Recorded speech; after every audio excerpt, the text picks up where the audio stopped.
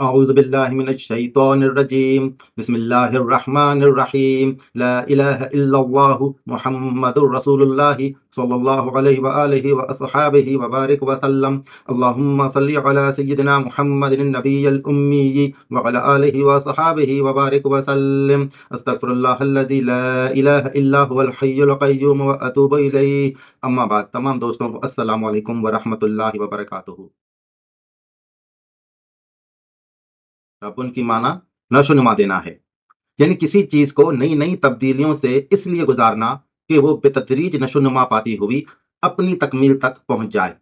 جس طرح فطرت قطرہ نیسا کو موتی بنانے کے لیے نئی نئی تبدیلیوں سے گزارتی اور رفتہ رفتہ اس کی نشو نما کیے جاتی ہے، یہ طریقہ نشو نما ربوبیت کہلاتا ہے۔ کہتے ہیں رب ولدتو ربا و ربا بہو و ترببہ، اس نے بچے کی پرورش و تربیت کی، نگرانی کی تاکہ وہ بالغ ہو گیا۔ حضرت حسان بن ثابت کا شعر ہے من درۃ بیضاء صافیہ مما تربب حاصر البحر، یعنی ممدوح اس صاف اور سفید موتی سے بھی زیادہ خوبصورت ہے جس نے سمندر کی گہرائیوں میں پرورش پائی۔ ابن فارس کا کہنا ہے کہ اس کی بنیادی معنی ہے کسی چیز کی دیکھ بھال کرنا اور اسے سنوارنا، اسی سے الرب مالک خالق کسی چیز کی نگرانی اور اصلاح کرنے والے کو کہتے ہیں، کسی چیز کا جمع رہنا اور ایک جگہ پر قائم رہنا۔ چنانچہ کہتے ہیں ربت الصحابۃ بہذہ البلدہ، بدلی برابر اس شہر پر ٹھہری یا برستی رہی، یعنی بادل اس شہر پر برابر برستا رہا یا ٹھہرا رہا۔ اور کسی شے کو دوسری شے کے ساتھ ملا دینا، لہذا تسلسل کے ساتھ نشوونما دیتے چلے جانا اور درست کرتے رہنا ربوبیت ہے۔ مجازن بچے کو تھپک کر سلا دینے کے لیے ربت المرأۃ سبیحہ کہتے ہیں، کیونکہ نیند اور آرام و سکون کا وقفہ بچے کی نشوونما سے براہ راست تعلق رکھتا ہے۔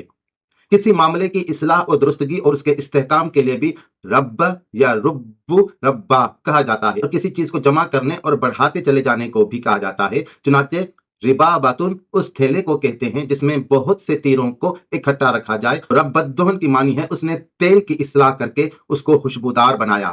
چونکہ نشوونما کا لازمی نتیجہ شگفتگی اور شادابی ہے، اس لیے الربت ان پودوں کو کہتے ہیں جو گرمیوں میں بھی مرجھاتے نہیں، بلکہ ان کی سرسبزی و تازگی سردی اور گرمی دونوں میں یکساں رہتی ہے۔ اور المرب اس زمین کو کہتے ہیں جہاں درخت اور پودے بکثرت پائے جائیں اور جہاں ہمیشہ سرسبزی اور شادابی رہے۔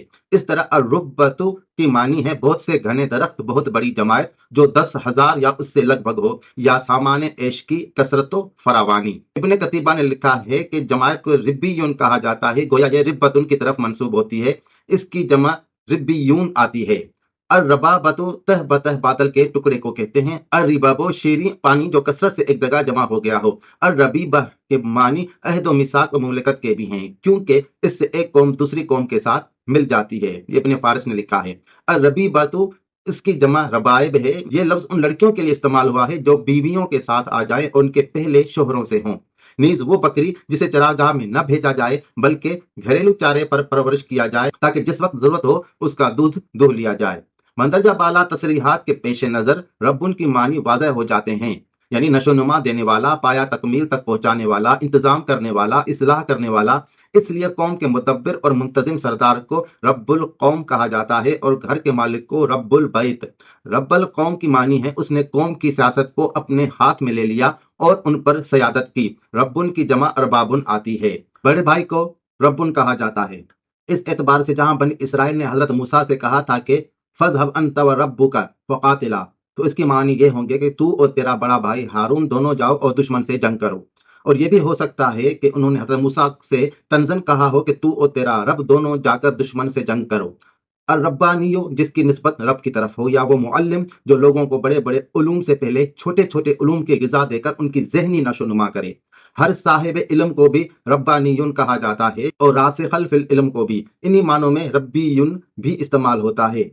قرآن کریم کی ابتدا الحمدللہ رب العالمین سے ہوتی ہے، یعنی کائنات کا ہر حسین گوشہ اللہ کی صفت ربوبیت کا پیکر حمد و ستائش ہے۔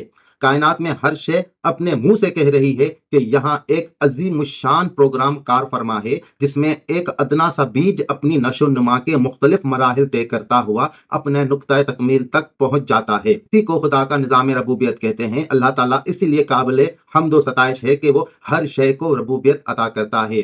قرآن کریم کہتا ہے کہ جس طرح اللہ کا یہ نظام ربوبیت خارجی کائنات میں از خود کار فرما ہے، اسی طرح انسانوں کو چاہیے کہ وہ اپنی داخلی اور معاشری دنیا میں اسی نظام ربوبیت کو نافذ کریں۔ اس کا طریق یہ ہے کہ رزق کے تمام سرچشمے تمام افراد کی پرورش کے لیے عام ہو جائیں اور ہر فرد اپنی اپنی استعداد اور صلاحیت کو دوسرے افراد کی نشوونما کے لیے وقف کر دے۔ اس طرح تمام نوع انسانی کی مزمر صلاحیتیں نشوونما پاتی ہوئی اپنے نقطۂ تکمیل تک پہنچ جائیں گی۔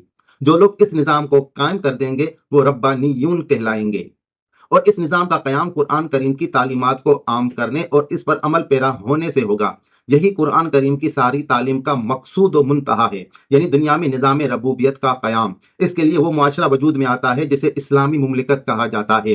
قرآن کریم کی رو سے مملکت مقصود بالذات نہیں ہوتی، وہ ذریعہ ہوتی ہے افراد انسانیہ کی ربوبیت کا، کیونکہ ربوبیت میں انسان کے طبعی جسمانی زندگی کی پرورش بھی شامل ہوتی ہے اور اس کی ذات کے نشوونما بھی۔ اس لیے اسلامی مملکت کا فریضہ یہ ہے کہ وہ تمام افراد کی بنیادی ضروریات زندگی بہم پہنچائے اور ایسے وسائل و ذرائع ہر ایک کے لیے یکساں طور پر مہیا کرے جن سے ان کی ذات کی صلاحیتوں کی نشوونما ہوتی جائے۔ جب انسانی ذات کی اس طرح نشوونما ہو جائے تو موت سے بھی اس کا کچھ نہیں بگڑتا، وہ زندگی کی مزید ارتقائی منازل طے کرنے کے بعد آگے بڑھ جاتی ہے، اسے حیات آخرت کہتے ہیں۔ اللہ کی ربوبیت کا سلسلہ وہاں بھی جاری رہتا ہے۔ ربوبیت عالمینی یہ ہے کہ اسلامی معاشرے کا مقصود و منتہا یعنی تمام نوع انسانی کی ربوبیت بلا لحاظ و نسل و رنگ اور بلا امتیاز و خون و وطن، جب تک اللہ کی یہ صفت افراد ان کے مجموعہ معاشرہ میں منعکس نہیں ہوتی ان کی زندگی اسلامی نہیں کہلا سکتی۔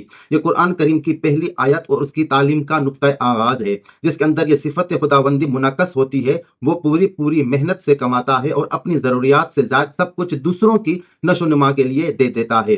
اس لیے اس معاشرے میں نہ جائیدادیں کھڑی کرنے کا تصور پیدا ہو سکتا ہے، نہ دولت اکٹھی کرنے کا خیال، نہ رزق کے سرچشموں پر انفرادی ملکیت کا سوال پیدا ہوتا ہے، نہ دوسروں کی محنت کو غصب کر لینے کا خیال۔ قرآن کریم کا مقصود اسی قسم کے معاشرے کی تشکیل اور قیام ہے، اور یہی معاشرہ ہے جو دنیا کو محسوس طریق پر دکھا سکتا ہے کہ اللہ تعالیٰ کا تجویز کردہ نظام کس قدر درخور حمد و ستائش ہے۔ یہ ہے عملی تفسیر الحمدللہ رب العالمین کی۔ وآخر دعوانا ان الحمدللہ رب العالمین۔ جزاک اللہ خیرہ۔